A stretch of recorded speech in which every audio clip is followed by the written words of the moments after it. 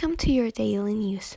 Today we have really interesting topics to talk about, which will be Brown versus Board of Education, Rosa Parks, Emmett Till, Little Rock 9, or as well Little Rock Crisis. So without further saying, let's begin. Let's first talk about Brown versus Board of Education.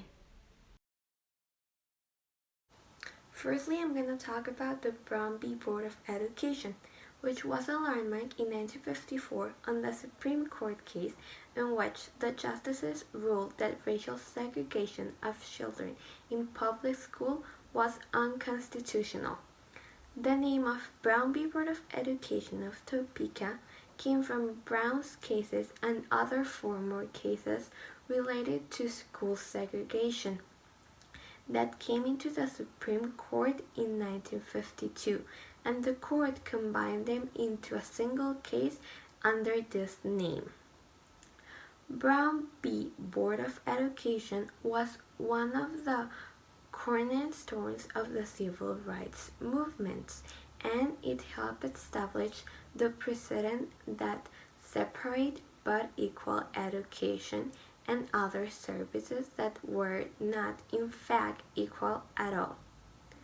This separate but equal came from the ruling constitutionally sanctioning laws barring African Americans from sharing the same buses, schools, and other public facilities as whites, known as Jim Crow laws. After Brown's daughter was denied the entrance to all Topeka's elementary schools, he claimed that schools for black children were not equal to the white schools, and that segregation violated the so-called Equal Protection Clause of the 14th Amendment, which says that no state can deny to any person within its jurisdiction the equal protection of the laws. While being this case at court, at first the justices were divided on how to rule on school segregation, but they succeeded in engineering a unanimous verdict against school segregation. And in May of 1955, the court issued a second opinion in the case, and the court's actions effectively opened the door to local, judicial, and political evasion of desegregation. But many schools and local officials in the South denied this. Through the Supreme Court's decision in Brown v. Board, fueled the nascent civil rights movement in the United States. Now we're going to talk about Rosa Parks. Let's talk about Rosa Louise Macaulay Parks. She was born on February 4th, 1913. She was a human activist who helped initiate the civil rights movement in the United States. When she refused to give up her seat to a white man on a Montgomery, Alabama bus in 1955. Her actions inspired the leaders of the local black community to organize the Montgomery bus boycott, led by a young Rev, Dr. Martin Luther King Jr. The boycott lasted more than a year, during which Parks, not coincidentally, lost her job, and ended up only when the U.S. Supreme Court ruled that bus segregation was unconstitutional. Over the next half-century, Parks became a nationally recognized symbol of dignity and strength in the struggle to end entrenched racial segregation. Let's now talk about Emmett Till.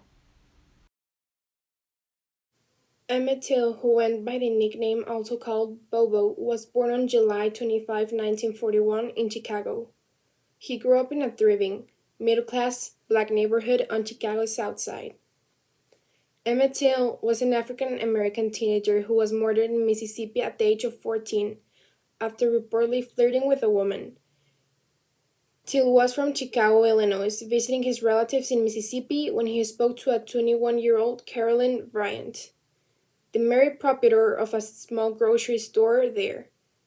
Several nights later, Bryant's husband Roy and his half-brother J.W. Milam went to Till's great-uncle's house where he was staying. They took Till away to a barn where they beat him and gouged him at his eyes, before shooting him through the head and disposing his body on the Talchite River. As night turned to day, Till was shot above the right ear and his body cruelly delivered to the river, where he was found days later, weighed down by the cotton gin fan. Emmett Till died on August 28, 1955. And finally, to conclude, let's talk about Little Rock 9, or also known as Little Rock Crisis. I'm going to talk about the Little Rock Nine, that were a group of 9 black students who enrolled at formerly all-white Central High Schools in the Little Rock, Arkansas in September 1957. Their attendance at the school was a test of Brown v. Board of Education, a landmark 1954 Supreme Court ruling that declared segregation in public schools unconstitutional.